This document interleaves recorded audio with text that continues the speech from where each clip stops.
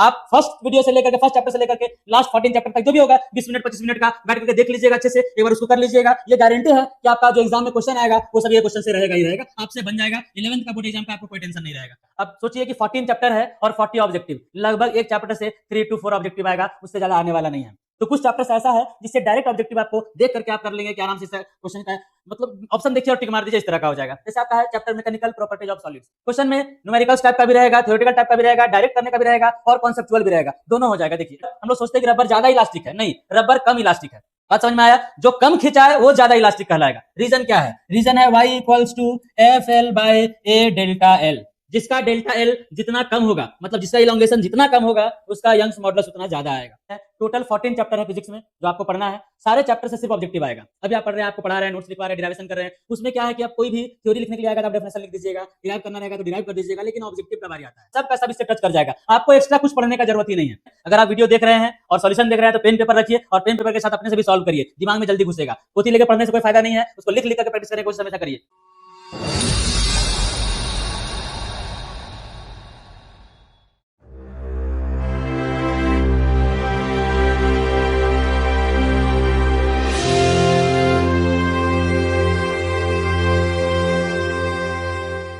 Class 11th का exam होने वाला है आप लोग का बोर्ड एग्जाम, उसमें सारे चैप्टर से ऑब्जेक्टिव आएगा। देखे होंगे आप लोग जैक बोर्ड का पैटर्न, उसमें क्या है कि जितना भी चैप्टर्स आपका है ओनली ऑब्जेक्टिव क्वेश्चन आएगा।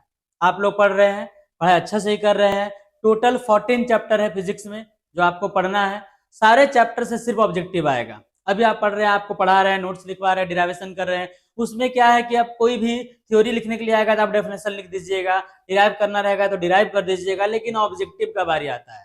और ऑब्जेक्टिव आपको कम मिलता है, मार्केट में अवेलेबल कम है, आपको गेस्ट पेपर वगैरह कम निकलता है। बोर्ड में अभी तक जो है सेट वैसा निकाला नहीं है, लेकिन 40 क्वेश्चन आएगा आपका फिजिक्स से, ठीक है, 40 ऑब्जेक्टिव रहेगा। अब सोचिए कि 14 चैप्टर है और 40 ऑब्जेक्टिव, लगभग एक चैप्टर से 3 to 4 ऑब्जेक्टिव आएगा, उससे ज्यादा आने वाला नहीं है। तो कुछ चैप्टर्स ऐसा है जिससे डायरेक्ट ऑब्जेक्टिव आपको देख करके आप कर लेंगे कि आराम से क्वेश्चन का मतलब ऑप्शन देखिए और टिक मार दीजिए, इस तरह का हो जाएगा। जैसे आपका है chapter mechanical properties of solids. अच्छा, अभी हम लोग क्या करेंगे कि अभी से लेकर के एग्जाम तक जितना भी चैप्टर आपका 14 चैप्टर है, सारे चैप्टर का ऑब्जेक्टिव का वीडियो बना करके आप अपलोड करेंगे, क्योंकि आप लोग का डिमांड है। आप लोग बोल रहे हैं कि सर हर चैप्टर से हम लोग को चाहिए ऑब्जेक्टिव, तो ऑब्जेक्टिव हर चैप्टर का तो आप लोग क्लास में टेस्ट लिए ही है, उससे आप कर ही सकते हैं, लेकिन उसका डिस्कशन हम आपको कर दे रहे हैं यहाँ पर वीडियो में, ठीक है। अभी आज का चैप्टर तो दे रहे हैं मैकेनिकल प्रॉपर्टीज ऑफ सॉलिड्स, लेकिन जितना भी चैप्टर्स है वो सारे चैप्टर का वीडियो हम एक एक करके अपलोड करते चले जाएंगे। एग्जाम तक आप बने रहिएगा, हर एक वीडियो को देखिएगा और कम से कम 20-25 क्वेश्चन जो भी हम आपको इंपॉर्टेंट देंगे उसको आप कर लीजिएगा। ये श्योर है कि उस टाइप का या वो क्वेश्चन एग्जाम में आ ही जाएगा। ज्यादा क्वेश्चन तो आने वाला है नहीं, हर चैप्टर से 3-4 क्वेश्चन आएगा, ये 20 क्वेश्चन में से आराम से वो 4-5 क्वेश्चन आपका एग्जाम में आ जाएगा। तो चलिए स्टार्ट करते हैं आज से, है ना। तो आज का चैप्टर आपका है mechanical properties of solids. Mechanical property of solids ये पार्ट 2 का चैप्टर 9 है आपका, है ना, मतलब फर्स्ट चैप्टर आप बोल सकते हैं। तो यहां से स्टार्ट करते हैं। देखिए इसमें हम लोग फर्स्ट क्वेश्चन आते हैं। क्वेश्चन में न्यूमेरिकल्स टाइप का भी रहेगा, थ्योरेटिकल टाइप का भी रहेगा, डायरेक्ट करने का भी रहेगा और कॉन्सेप्चुअल भी रहेगा, दोनों हो जाएगा। देखिए the modulus of rigidity of liquid is, liquid का मॉडुलस ऑफ रिजिडिटी क्या होता है? मॉडुलस ऑफ रिजिडिटी आप लोग को पढ़ाए हैं, आप लोग पढ़े होंगे। वो इस तरह का शेप जो लेते हैं उसको रिजिडिटी बोलते हैं, है ना। ये ऐसा है, अगर एक सरफेस से बॉडी को ऐसे करके खींचिएगा, एक सरफेस से अगर उसको खींचिएगा तो इसमें क्या होगा कि ये इस तरह से आगे जाएगा, ये ऐसे टेढ़ा हो जाएगा, ऐसे ऐसे टेढ़ा हो जाएगा, ऐसे।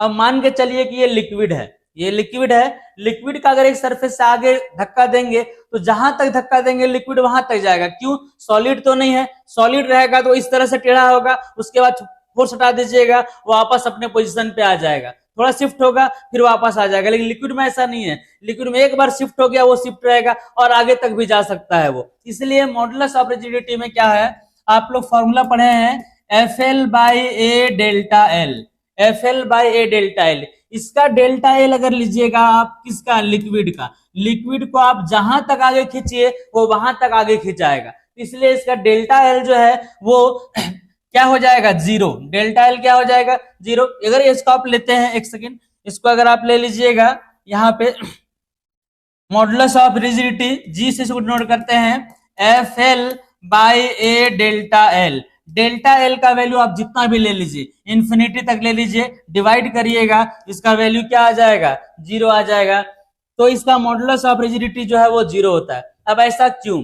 रिजिडिटी का मतलब होता है रिजिड, तो क्या लिक्विड रिजिड है? लिक्विड रिजिड नहीं है, इसलिए उसका रिजिडिटी बोल सकते हैं कि क्या है, जीरो है। ये तो फॉर्मूला से आपको एक्सप्लेन किए। डायरेक्ट आप कॉन्सेप्ट लगा सकते हैं ऑब्जेक्टिव क्वेश्चन में कि लिक्विड है वो रिजिड होता नहीं है, मतलब उसका रिजिडिटी जो है वो क्या हो जाएगा, जीरो हो जाएगा। तो ये आपका रिजिडिटी इसका जीरो हो गया। Modulus of rigidity of liquid option है। अगर याद है तो डायरेक्ट टिक मार दीजिए, कोई प्रॉब्लम नहीं। सोचिए कि लिक्विड रिजिड होता ही नहीं है और नहीं होता है तो उसका रिजिडिटी जीरो होता है।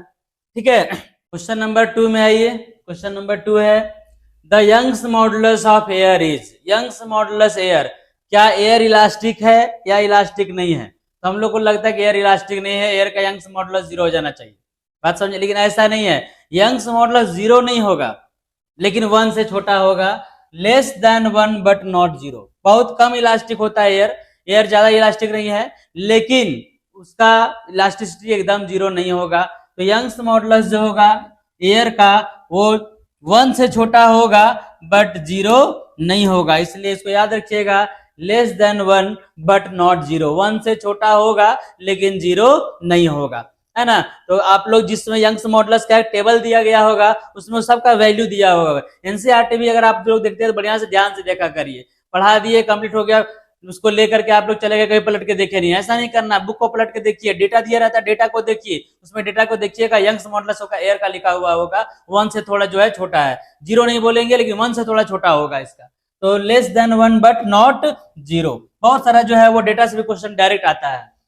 The energy per unit volume of a strained wire is given by. इसका फॉर्मूला डायरेक्ट आप लोग को हम बताए हैं, डिराइव करके भी दिखाए हैं। उसमें क्या है, स्ट्रेस स्ट्रेन कर्व जो था उसमें elastic potential energy of a strained wire ऐसा है। क्या है, यंग फॉर्मूला ही डायरेक्ट लिख ले लीजिए। इसको बोलते हैं energy density, half stress into strain, half stress into strain. ये फॉर्मूला सर आप लोग को याद आया होगा। एनर्जी डेंसिटी इसको बोलते हैं energy stored per unit volume. Energy density क्या होता है, energy stored per unit volume. ये हो जाएगा हाफ स्ट्रेस इनटू स्ट्रेन। ठीक है, इसको और भी आगे सॉल्व कर सकते हैं लेकिन नहीं करेंगे, यही ऑप्शन दिया हुआ देख लीजिए, हाफ स्ट्रेस इनटू स्ट्रेन। ये होता है energy stored per unit volume. ये फॉर्मूला ही डायरेक्ट है, इसको डिराइव करके भी आप लोग को दिखाए हैं, देखिएगा कॉपी में होगा, ये लिखा हुआ है। नेक्स्ट में आइए, कॉपी को पढ़ा करिए, आप लोग नोट्स को पढ़ा करिए, बहुत काम आएगा। सरफेसली अगर आप पूरे चैप्टर का पूरा नोट्स को पढ़ लेते हैं विद कॉन्सेप्ट, तो हर क्वेश्चन का आप आंसर करने के लायक हो जाएंगे, हर क्वेश्चन का आप आंसर कर पाएंगे, है ना। The Young's modulus of a perfectly rigid body is. Perfectly rigid body का यंग्स मॉडुलस क्या होगा? जो परफेक्टली रिजिड होगा वो खिंचाएगा नहीं, सोच के देखिए, जो परफेक्टली रिजिड होगा वो क्या होगा, खिंचाएगा नहीं। यंग्स मॉडुलस इक्वल्स टू क्या होता है, F L by A delta L, है ना। इसको भी अगर आप आयरन को भी खींचते हैं, स्टील को भी खींचते हैं, थोड़ा खिंचाता है। कभी आपको ऐसा लगा कि स्टील का वायर वो खींच रहा है, वो खिंचा रहा है? नहीं लगता है, लेकिन वो खिंचाता है, थोड़ा बहुत इलोंगेशन उसमें आता है। लेकिन परफेक्टली रिजिड उसको बोलते हैं जिसमें इलोंगेशन नहीं आए। इलोंगेशन नहीं आए मतलब डेल्टा एल का वैल्यू क्या होना चाहिए, जीरो। डेल्टा एल क्या होना चाहिए, जीरो। अब ऊपर में समथिंग है और नीचे अगर जीरो ले लीजिएगा तो समथिंग बाय जीरो क्या होता है, इन्फिनिटी। मतलब इसका यंग्स मॉडुलस क्या हो जाएगा, यंग्स मॉडुलस हो जाएगा इन्फिनिटी, परफेक्टली रिजिड बॉडी का। एकदम ये कॉन्सेप्चुअल प्रॉब्लम ये सब है ना। इसमें आइए, स्टील वायर ऑफ 1 मीटर है, 1 metre long and 1 millimetre. Question को ठीक कर दिए हैं, देखिए न्यूमेरिकल्स है, अच्छा क्वेश्चन है। Steel wire of length 1 metre, length दिया हुआ 1 मीटर है। फाइंड यहाँ पर हम लोग करना है, क्या फाइंड करना है, area 1 metre 1 millimetre square, cross section भी दिया हुआ है। Is hung from the rigid end, लटकाया हुआ है। when the weight of 1 kg is hung from it, then the change in length will be, delta L find करना है। ऐसा क्वेश्चन देखिए आप लोग देखे होंगे, बनाए होंगे, बहुत कुछ है ना। इस तरह से यहाँ से फोर्स अगर F लगता है तो ये नीचे इसका लेंथ बढ़ता है, जो लेंथ बढ़ता है इसको बोलते हैं डेल्टा एल। इसका लेंथ है एल और यहाँ पे area of cross section A है। फाइंड डेल्टा एल करना है, यंग्स मॉडुलस का क्वेश्चन है। ऐसा क्वेश्चन आप लोग क्लास में करवाया भी है ना, और एनसीईआरटी में भी है। y इक्वल्स टू फॉर्मूला होता है F L by A delta L, Young's modulus का आप लोग पढ़े होंगे, याद होगा ये। डेल्टा एल फाइंड करना है, डेल्टा एल लीजिए, तो डेल्टा एल इक्वल्स टू क्या हो जाएगा, F into L by A into Y. F into L by A into Y हो, वेट है तो फोर्स आपका क्या हो जाएगा, एम जी, फोर्स होगा M G. F M G ले लिए, L by A into Y. अब सबका वैल्यू पुट कर दीजिए, आराम से आंसर आ जाएगा। कैसे किए समझ में आ गया। y equals to F L by A delta L, delta L equals to F L by A into Y. F क्या है, M G into L by A into Y हो गया। मास दिया हुआ है, मास कितना दिया हुआ है, मास तो दिया हुआ होगा 1 kg, 1 kg है, जी का वैल्यू आप 10 ले लीजिए। लेंथ दिया हुआ है 1 मीटर, एरिया है 1 मिलीमीटर स्क्वायर, मिलीमीटर स्क्वायर मतलब 10 टू दी पावर -6, मिलीमीटर होता है -3, स्क्वायर करिएगा -6 आ जाएगा। और Young's modulus 2 into 10 to the power 11 है ना, ये आ गया। ऊपर में आपका हो गया 10, नीचे हो गया बाई 2, और 10 टू दी पावर -6 में 11 माइनस करिएगा तो 5 बचेगा। 10 बाई 2 2, ऊपर ले जाएंगे -5, 2 जीरो इसको दे दीजिए, 0.02, सॉरी 5 ना, 0.0, 10 को 2 से डिवाइड करिएगा तो आ जाएगा 5 into 10 to the power -5, 0.05, 10 to the power -3 हो जाएगा।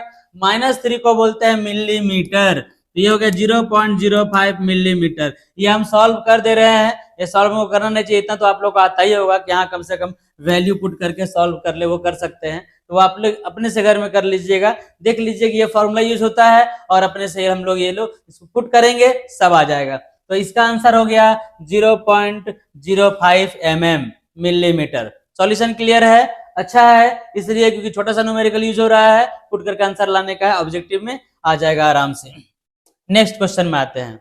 नेक्स्ट क्वेश्चन देखिए, the area of cross section of a steel wire, area of cross section का बात कर रहा है। यंग्स मॉडुलस फिर यहाँ पे 2 इंटू 10 टू दी पावर में 11 है, ये 2 इंटू 10 टू दी पावर 11 होता है, गलती से सर में पावर जो है वो लिखने के टाइम में छूट गया है, इसको आप हटा दीजिए। 2 into 10 to the power 11 newton per metre square है ना। ये 0.01 यहाँ पर भी है, सेंटीमीटर में यह स्क्वायर है, सेंटीमीटर स्क्वायर, ठीक है। The force required to double its length is, तो बोल रहा है कि फोर्स कितना रहेगा इसके लेंथ को डबल करने में, मतलब पहले एल था, अब इसको डबल करना है, तो बढ़ाना कितना है, एल बढ़ाना है, तब ना डबल होगा। इसका मतलब इसका डेल्टा एल जो है वो हो जाएगा एल, चेंज इन लेंथ कितना होगा एल, पहले एल था आप डबल किए, मतलब कितना बढ़ाए, बढ़ा दिए एल, पहले था आपका एल, अब आप कर दिए इसको 2l, मतलब आप कितना बढ़ाए, तो delta L equals to L बढ़ाया है ना। हम लोग को निकालना है फोर्स, ठीक है। तो फोर्स क्या होता है, Young's modulus F L Y equals to F L by A delta L होता है, ए डेल्टा एल। तो यहां से एफ अगर निकालना है तो Y into A into delta L by L हो जाएगा। अब डेल्टा एल का वैल्यू भी आपका एल है, तो वाई इंटू ए और डेल्टा एल एल है और by L, L L cancel, value put कर दीजिए। यंग्स मॉडुलस स्टील का होता है 2 इंटू 10 टू दी पावर 11, याद भी रखिएगा वैल्यू, ये वैल्यू कभी कभी पूछता भी है डायरेक्ट, ठीक है। और एरिया दिया हुआ है आपका, area 0.1 centimetre square, centimetre means 10 to the power -2, square मतलब 10 टू दी पावर -4, तो -4 और एक ये वाला पॉइंट, तो -5 हो जाएगा। -5 यहां से घटाइएगा तो 2 इंटू 10 टू दी पावर 6 आएगा ना, 2 इंटू 10 टू दी पावर 6, तो 6 तो था यहाँ पर, 2 into 10 to the power 6, 2 into 10 to the power 6 से बाहर देख लेते हैं, कैलकुलेशन आप लोग चेक कर लीजिएगा एक बार। Young's modulus 2 into 10 to the power 0.1, 10 to -4, तो -4 1 -5 घटेगा 10 टू दी पावर 6, ये हो जाएगा इसका answer 10 to the power 6 newton, ये हो गया, फोर्स निकल गया। क्लियर है, बात समझ में आया। कैलकुलेशन थोड़ा बहुत आप लोग चेक भी कर लीजिएगा घर में, अगर आप वीडियो देख रहे हैं और सॉल्यूशन देख रहे हैं तो पेन पेपर रखिए और पेन पेपर के साथ अपने से भी सॉल्व करिए, दिमाग में जल्दी घुसेगा। पोथी लेके पढ़ने से कोई फायदा नहीं है, उसको लिख लिख करके प्रैक्टिस करने की कोशिश हमेशा करिए, है ना। आप लोग का पढ़ने का तरीका भी जो है वो थोड़ा बदलना पड़ेगा, बस लेके कॉपी बैठे रहते हैं, है ना। उसको लिखिए, 2 बार 3 बार 4 बार लिखिए, तब जाकर के याद होगा। The breaking stress of a wire depends on, breaking stress किस पर डिपेंड करता है? ब्रेकिंग स्ट्रेस क्या होता है? स्ट्रेस स्ट्रेन कर्व बताए हैं आप लोग को, ऐसे, है ना। स्ट्रेस स्ट्रेन कर्व ऐसे करके जाके यहाँ पर टूटता है, इस तरह का कर्व देखे होंगे आप लोग, नोट्स में होगा, देख लीजिएगा। उसमें क्या है, ये जाके टूटेगा, यहाँ पर फ्रैक्चर पॉइंट है, टूटेगा कब? टूटेगा डिपेंड करेगा मटेरियल पे, है ना। थोड़ा मटेरियल जो है वो लूज लीजिएगा तो आराम से टूट जाएगा, थोड़ा रिजिड मटेरियल लीजिएगा तो और ज्यादा फोर्स लगा के तोड़ना पड़ेगा। तो डिपेंड करेगा ब्रेकिंग स्ट्रेस की मटेरियल कैसा है, ठीक है। तो मटेरियल पे डिपेंड करेगा, मटेरियल ऑफ द वायर, ये तो आप भी समझ सकते हैं कि कैसा मटेरियल रहेगा उसके अकॉर्डिंग उसको तोड़ने में हम लोग को फोर्स लगाना पड़ेगा, स्ट्रेस लगाना पड़ेगा। तो मटेरियल ऑफ द वायर, ये सिंपल क्वेश्चन हो गया। नेक्स्ट में आइए, नेक्स्ट है for steel y equals to 2 into 10 to the power 11, बार बार ये सब में आ गया है 11 साथ में, न्यूटन पर मीटर स्क्वायर, है ना।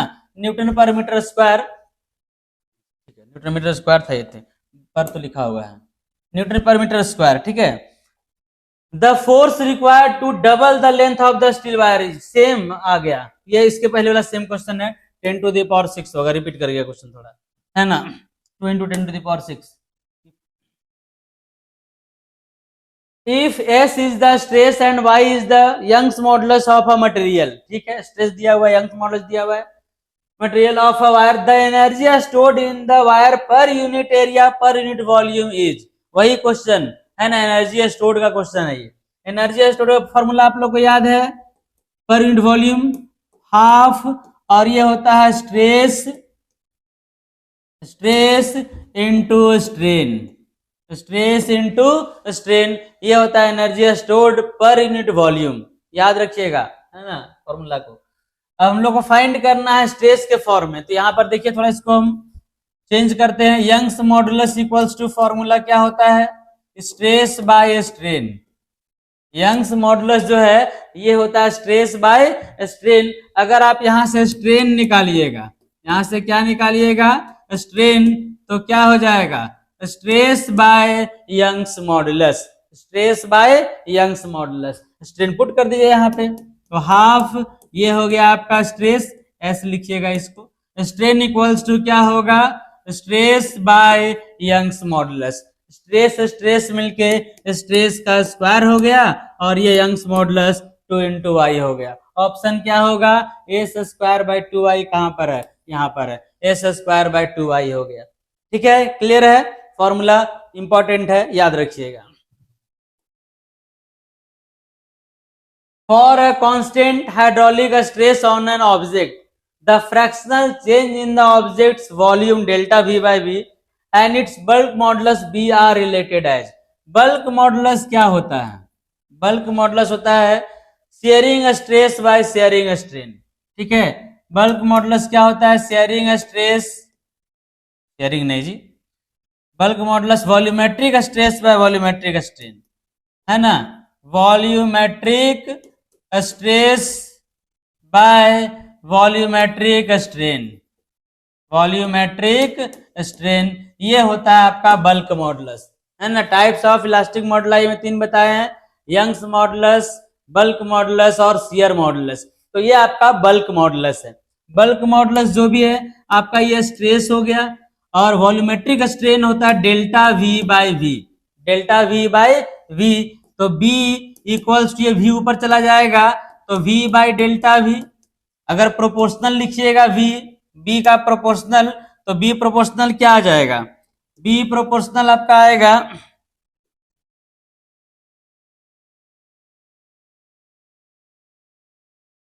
b प्रोपोर्शनल टू क्या आ गया, v by delta v, b proportional to आ जाएगा b proportional to v by delta v। कोई ऑप्शन नहीं है, उल्टा कर दीजिए, 1 by B proportional to delta V by V, ये ऑप्शन है।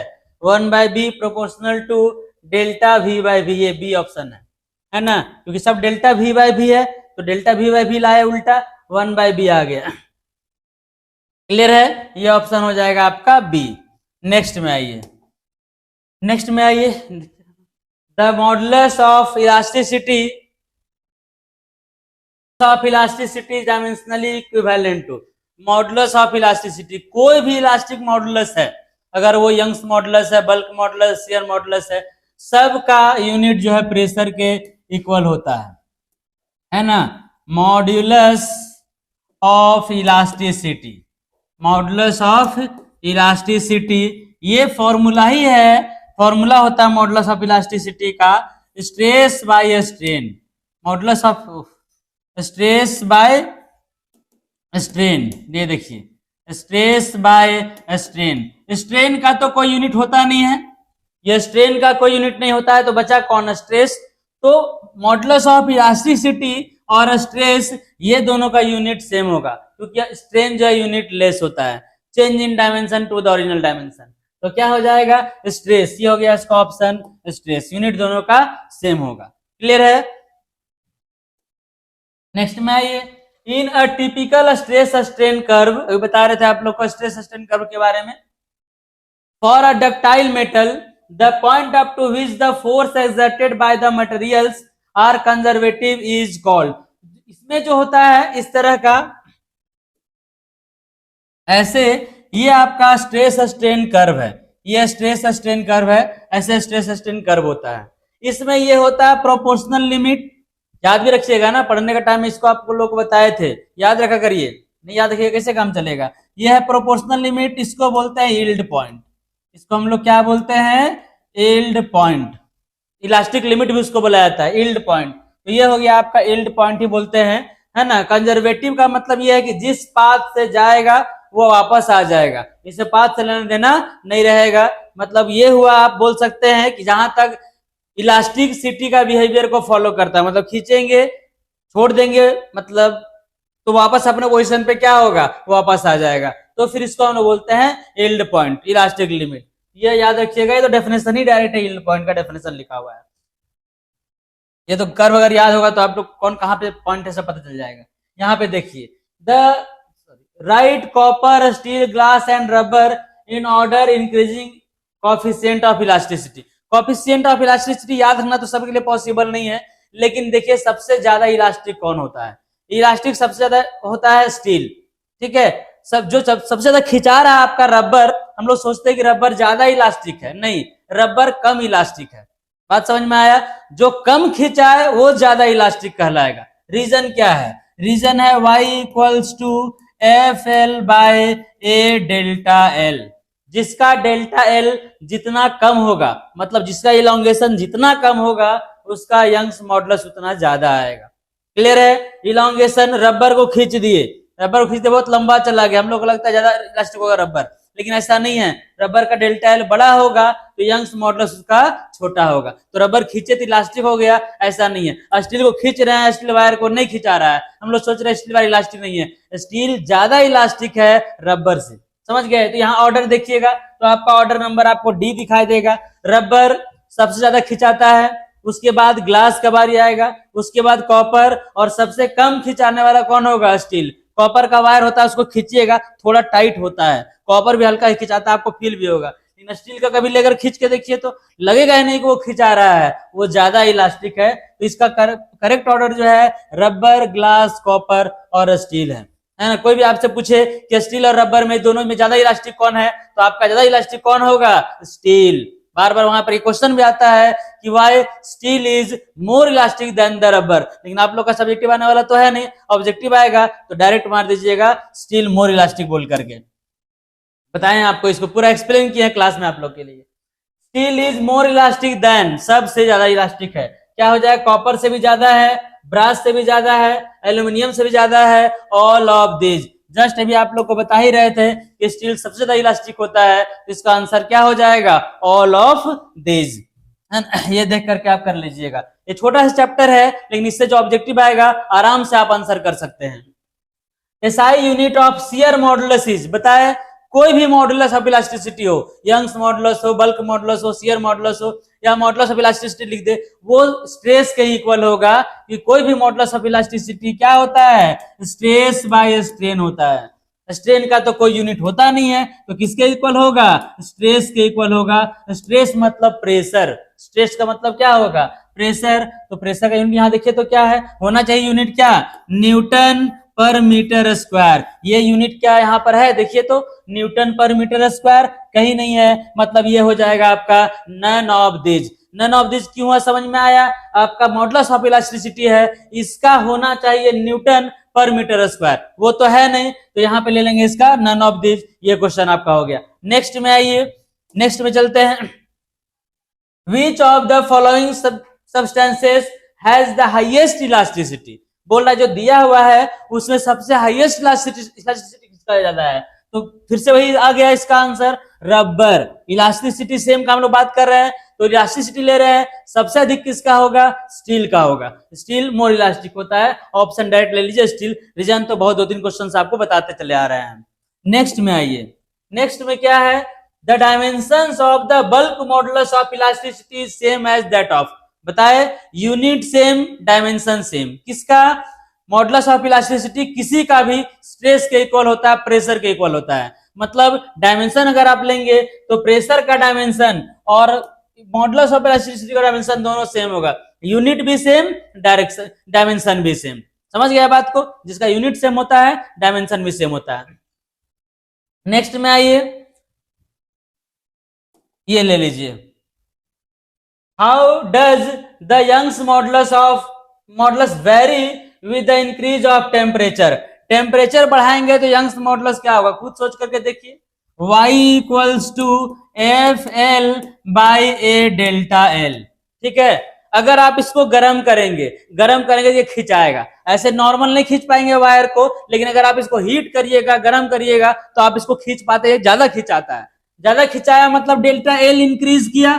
डेल्टा एल क्या किया?